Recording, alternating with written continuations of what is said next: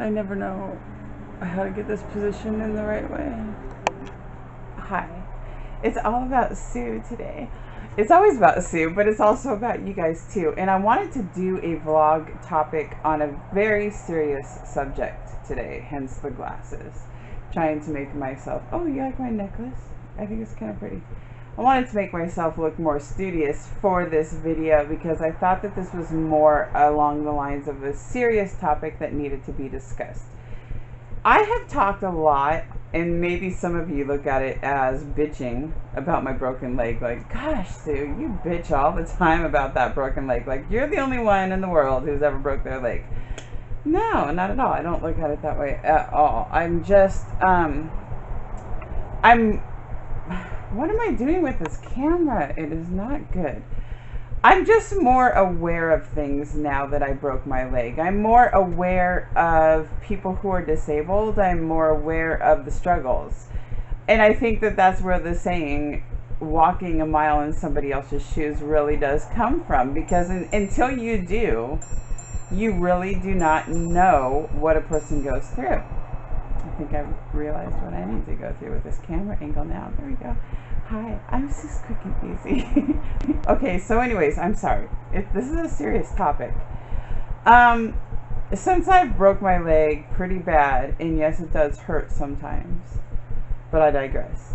I've noticed a lot of things while I'm out and about, which I don't get out and about too often now that my leg's broke, but here's one of the things that I've been dealing with. It's hard for me to go see people because of the fact that it's a lot to get around, you know, to get your crutches in and out of the car, to actually go down the steps to get to your car is even a struggle when you're disabled and you cannot walk on one of your legs.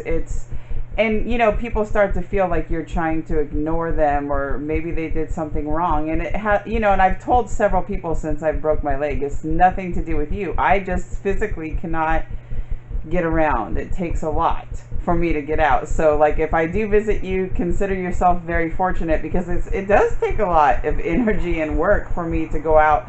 Like, for instance, if I go to my mom's house, even the apartment she lives in, it's like the first step, there's only one step, but to get up and into her apartment itself is a struggle for me. I have to like sit here and I'm kind of afraid of falling again, I'm not gonna lie. So I have to, you know, really go one.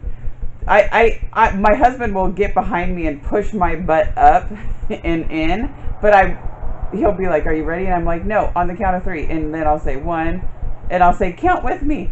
And it's like, then he'll start counting with me. 1, 2, 3. And then he takes my butt and he pushes me up and in. And even just getting up one step is a struggle for me. So that's one of the challenges I have faced since I have broken my leg. And then another one I've faced is once I do get out somewhere, the bathroom situation.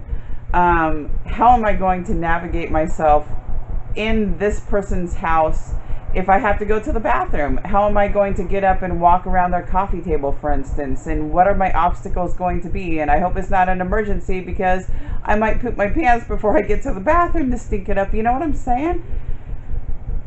I mean, I remember I was at my mom's house and she asked me if I wanted a second cup of coffee, and it was, you know, I was like, no, because I have to think, you know. And I told her, because it's my mom, you can tell your mom anything, and it's like, I have to think, like, can I get to the bathroom? And if I have a second cup of coffee, I'm gonna have to pee, then it's gonna be hard for me to get into your bathroom and use it. So no on that second cup.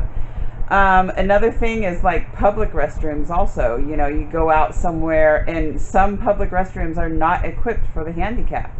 A lot of them are, but some of them just aren't. Like, for instance, I had this situation where I went into this public place and they said it was a handicapped accessible bathroom, but when I got in there, they had a table in there with like a vase and flowers, and it was just, I was trying to turn my wheelchair around, and you know, your husband can't come in with you in the woman's bathroom, and so I'm trying to turn my wheelchair around, and it was not one with multiple stalls. It was just a public bathroom where one person can go in. Shh.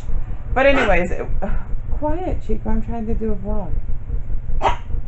Anyways, So anyways, I was coming out of the bathroom, and this lady that owned the shop saw me with a struggle. She had to move the table out of her bathroom, and she was apologizing. She was really, really nice, and she was apologizing up, down, and all around, like, I'm so sorry. She's like, I don't know what that table's in there for a handicapped bathroom. And I say I'm accessible to handicap.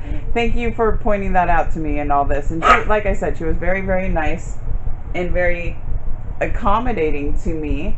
But it's just, you know, you have struggles as a handicapped person. You have struggles when you go out, and it is such a struggle to just go out. So a lot of times I stay at home, and that gets pretty boring. I get pretty stir crazy when I'm staying at home all the time, but it is such a, like, you know, such a hard obstacle for me to go out nowadays. And like, for instance, you know, I think about things that I've never thought of before in my life. Like, I was just sitting here today going, I wonder what stores in town have those scooters, those motorized scooters. I wonder if Safeway has them or if Walmart has them. Never would I have, before I broke my leg, never would I have thought in a million years to be thinking, I wonder if this store has motorized scooters. Because when you're walking and you're on two legs, you know, these are thoughts that you never have. But then when you have shattered your leg, which came out of nowhere and was a total shock, it's like your world changes all of a sudden, and you're asking yourself all these questions. And look at my dog in the back window. But yeah, it's like, you know, that's where the saying comes from about walking a mile in somebody else's shoes, because you never know, you know, one day you could be completely healthy, and then all of a sudden, out of the blue, you're disabled. It could happen to anybody. It can happen to any one of us. So I thought that would be like a serious topic about today's vlog, you know, like putting yourself in someone else's shoes. And what if you're in those shoes one day, and thoughts that you don't normally think about, and it might be, you know, something to think about, you know. I don't know where I'm coming from with this vlog. I just felt like vlogging today about a serious topic, and I guess one of them is, you know, handicapped people, because I'm so much more aware of it now. And like, I'll see amputees in a wheelchair going down the street, and I have so much empathy for them now, because it's like, I hopefully will be able to walk again on my leg, but these people don't have a leg anymore, and this is a long-term problem for them of, you know, accessibility. If you go out, which you deserve to do, how are you going to be accommodated while you're out there? Or which stores accommodate for people who are disabled? You know, it's a subject that I've really been thinking a lot about lately since I broke my leg, is accessibility to people who are disabled in, you know, places. Because they deserve to go out and eat and go out and shop, and, you know, I mean, you have to keep on living. Whether you're disabled or not, you still have to live, right?